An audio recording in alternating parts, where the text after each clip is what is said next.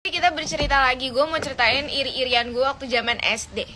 Setelah gue inget kayak gue banyak banget irinya sama orang ya dulu. Waktu SD kayak astagfirullahaladzim, hati gue penuh dengan iri. Nah, iri zaman gue SD lainnya diantara yang lain-lain yang udah pernah gue ceritain adalah iri dengan teman-teman rumah gue yang dibolehin main malam.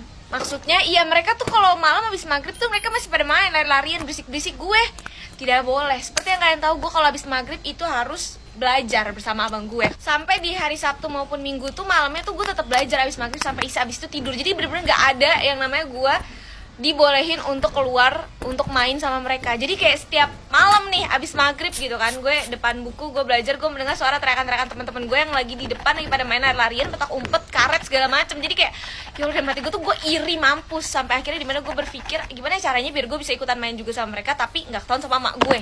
Caranya gimana? Jadi kan gue belajar di ruang tamu, mak gue sholat dong nih seperti biasa maghrib. Nah, mak gue ini kalau sholat itu sholat maghrib langsung disambung ke isya. Maghrib ke isya kan lumayan lama. Nah, sambil nunggu itu mak gue biasanya main handphone kalau nggak tadarusan. Jadi bener-bener nggak ngeliatin gue lagi belajar kan, berisik. Tak dulu. Jadi setelah maghrib ke isya itu gue manfaatkan untuk nyelonong kabur keluar biar bisa main sama teman-teman gue. Nah, kalau lu tanya terus Farhan gimana, dia ikutan main atau enggak? Enggak. Jadi dia gue suruh tetap di situ, dengan balik dari gue main itu gue beliin dia permen. Jadi gue sogok dia. Jadi gue udah kerja sama.